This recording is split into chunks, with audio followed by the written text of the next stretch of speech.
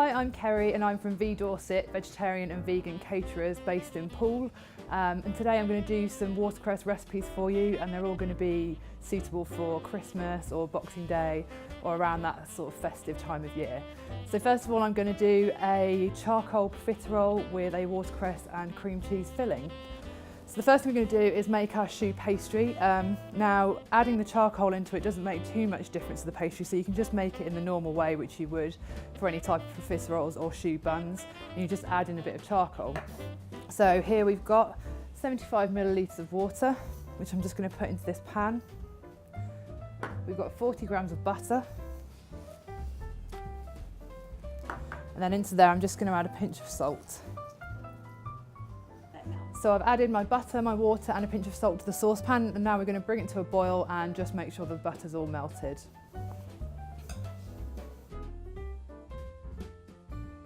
So here we've got 45 grams of plain flour. To that I'm going to add 3 grams of activated charcoal. Now this is available to buy online. I'll show you what it looks like.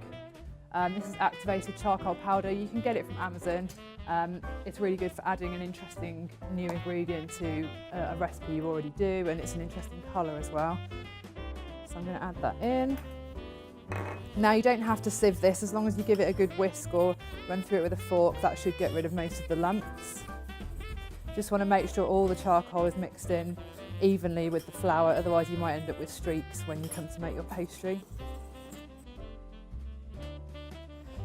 Okay, so now your butter's all melted, you want to take your pan off the heat. Add in all of your flour at once, otherwise you might end up with lumps. You don't want to pour it in gradually or anything like that, so straight in. And then just use a spatula or a wooden spoon to combine it together. Just make sure it's thoroughly combined and there's no bits of unincorporated flour lurking anywhere. So you can see you've got a lovely shiny, very dark coloured dough from the charcoal. And now you're going to return that to the heat, and it just needs to be cooked to cook the flour out. So you're going to cook it for between 2 and 5 minutes. There's a couple of little tricks to tell when it's ready to go. So you need to keep working it as you're cooking it, just to make sure it doesn't stick or get burnt on the bottom. And what you're looking for is for the dough to come cleanly away from the sides. Also, you can usually see when the oil droplets start to be visible on the surface. That's a good sign that it's ready to go. It's a bit more tricky when it's this dark colour. But if you've made choux pastry before, you do start to get a feel for when it's ready to go. Okay, now this has firmed up a little bit and it feels like it's ready to go to me. So what I'm going to do now is just put it into this mixer, because we're going to add eggs to it, but we need it to cool down before we can add the eggs, otherwise it will cook them and they'll be like scrambled eggs and they won't mix in properly. Just going to get all the dough in here. And we use the paddle attachment. If you don't have a stand mixer, you could use like a hand mixer with a whisk attachment on it, but it is quite tough on the dough to use a whisk, so it is preferable to do it this way. Okay, so I'm just going to put this on like a medium to high speed. You want to keep it moving until it's cooled down a bit, because if you leave it to sit there, it'll end up with a skin and you'll get a lumpy dough.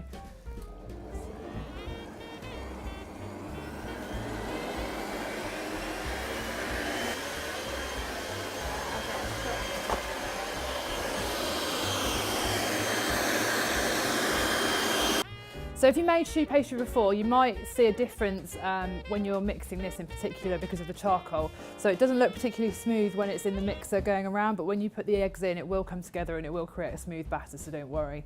So now what I'm going to do is add the eggs. I've got 2 eggs here beaten. I may not add all of them. It's probably between 1.5 and 2 eggs that you want to put in here. So I don't want it to be too runny, otherwise it won't keep its shape in the oven. So I'm just going to add this on a low speed. Just slowly add the egg. It's important that you don't add too much egg straight away, because you must never add raw flour to a mix like this. If you were to add too much liquid, you would basically have to start all over again.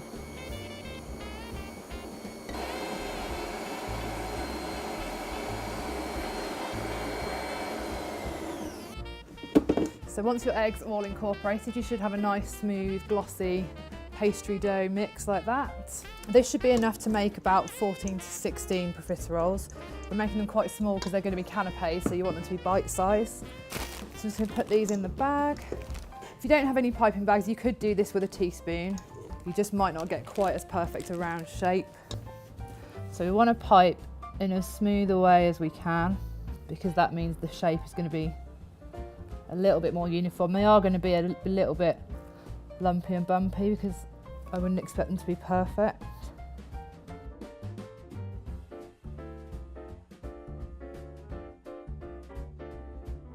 Okay, now the next thing you want to do, just to smooth them over a bit, is get a bit of water, just wet your finger, just smooth out the little peaks on top.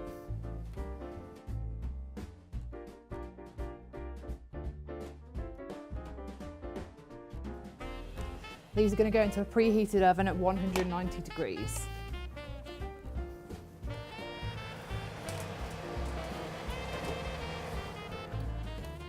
Now it's really, really, really important that you do not open that oven for at least 20 minutes, because if you open it too soon, all that steam is going to escape and it means the profiteroles are going to drop. So you need to give them a good cook in there for 20 minutes before you even really look at them. Okay, so next we're going to make the filling for our charcoal profiteroles. So we're going to do a cream cheese filling with some horseradish, a little bit of lemon zest and some chopped watercress. So you don't want too much lemon zest in here because it could be quite overpowering. It's really just less than a teaspoon. Watercress, I like to use the stalks and the leaves all chopped up together because I think you get a bit more texture and the flavours have a bit more, the stalks have a bit more crunch to them. That's about 20 grams. Then I find with the horseradish, if you're making anything like this with watercress in it, adding a tiny bit of horseradish really helps to bring out the peppery flavour of the watercress, and then just mix it all together. It's often easier if you want to take the cream cheese out of the fridge a little bit before, it makes it slightly easier to mix everything together.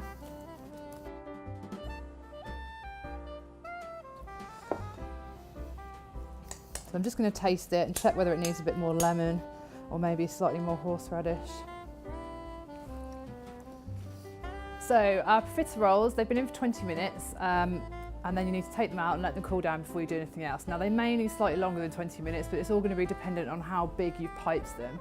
And if you like them a bit drier and more crispy, you want to leave them in longer, and vice versa. If you like them a little bit soft in the middle, you want to take them out just before. But really 20 minutes is probably about the minimum so that they don't collapse when they come out. So now what I'm going to do is take a sharp serrated knife, just cut them in half crossways.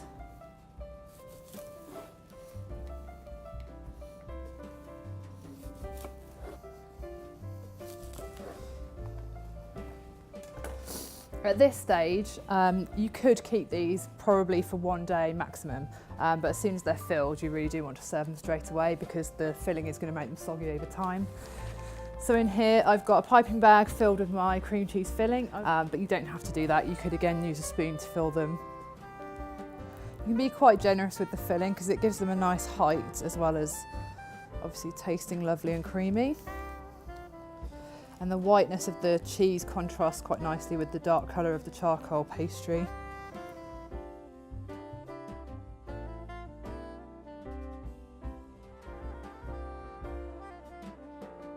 And there you go, that's how you make charcoal profiteroles with a cream cheese and watercress filling.